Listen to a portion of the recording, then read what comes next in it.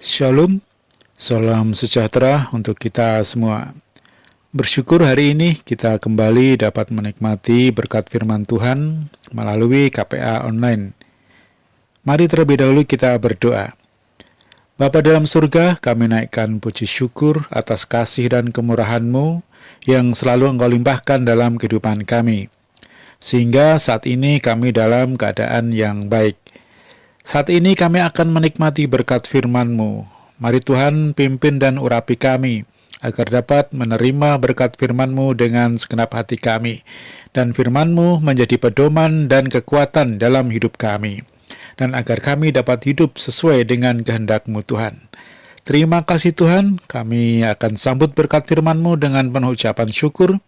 Di dalam nama Tuhan Yesus Kristus, Juru Selamat kami. Haleluya. Amin.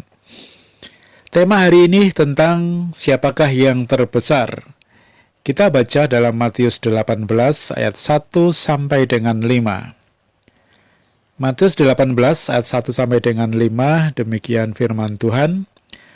Pada waktu itu datanglah murid-murid itu kepada Yesus dan bertanya, "Siapakah yang terbesar dalam kerajaan surga?" Maka Yesus memanggil seorang anak kecil dan menempatkannya di tengah-tengah mereka.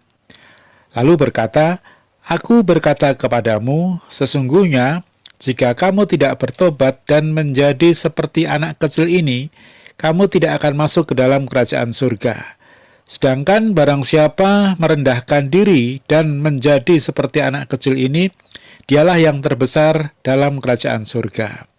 Dan barang siapa menyambut seorang anak seperti ini dalam namaku, ia menyambut aku." Amin.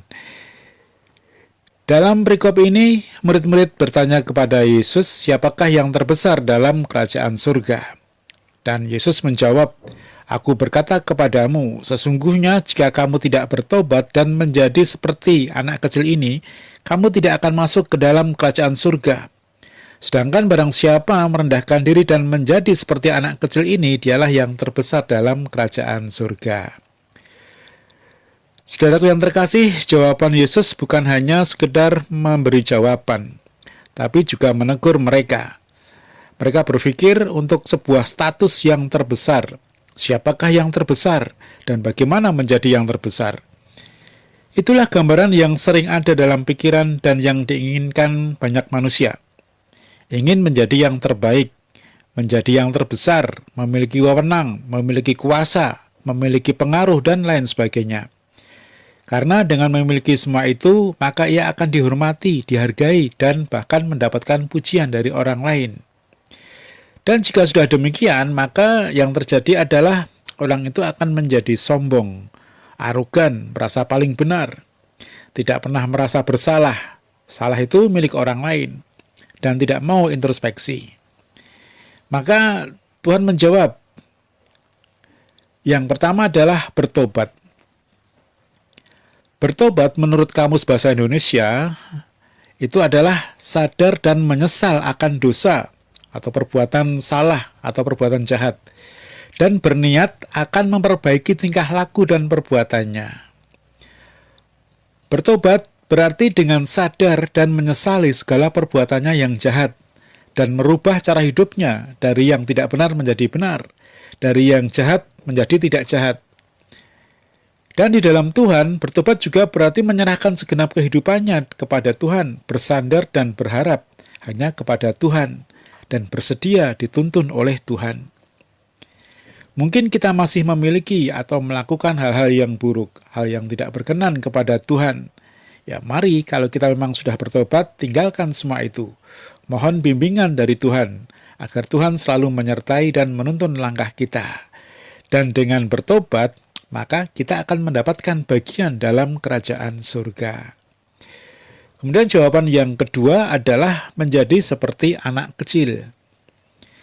Anak kecil sering diidentikan dengan kejujuran, kepolosan, dan ketulusan. Kalau orang dewasa itu seringkali tidak jujur dalam hidupnya, banyak kepura-puraan, dan penuh dengan kemunafikan. Menjadi seperti anak kecil berarti hidup dengan kejujuran, ketulusan, tidak munafik, dan penuh kesungguhan, dan dengan segenap hati dalam bergaul dengan sesama, terlebih bergaul dengan Tuhan. Lalu jawaban yang ketiga adalah merendahkan diri. Merendahkan diri berarti tidak merasa lebih dari orang lain. Meskipun mungkin kita memiliki sesuatu yang lebih, tapi tidak merendahkan orang lain, alias tidak sombong dengan apa yang kita miliki, baik itu harta, kedudukan, jabatan, kepintaran, pengalaman hidup, dan lain sebagainya. Mari saudaraku, kita merendahkan diri di hadapan Tuhan. Tidak mengandalkan diri, tetapi mengandalkan kekuatan Tuhan, mengakui kelemahan kita, dan mengakui kekuatan yang dimiliki oleh Tuhan. Nah, saudara-saudaraku yang terkasih, itulah ketiga jawaban yang diberikan Tuhan kepada murid-muridnya, dan tentunya juga kepada kita sebagai umatnya. Menjadi yang terbesar bukanlah hal yang utama yang diajarkan Yesus, tetapi bagaimana kita hidup yang benar dalam kehidupan sehari-hari. Bagaimana kita memperbaiki kelakuan kita, bagaimana kita bergaul dan bersikap terhadap sesama, dan bagaimana kita bergaul dengan Tuhan. Tidak perlu memikirkan atau mengejar untuk menjadi yang terbesar. Tuhan akan memberi dan memberkati sesuai dengan ukuran yang dipakai oleh Tuhan. Tugas kita adalah melakukan semua kehendak Tuhan dengan penuh kesungguhan.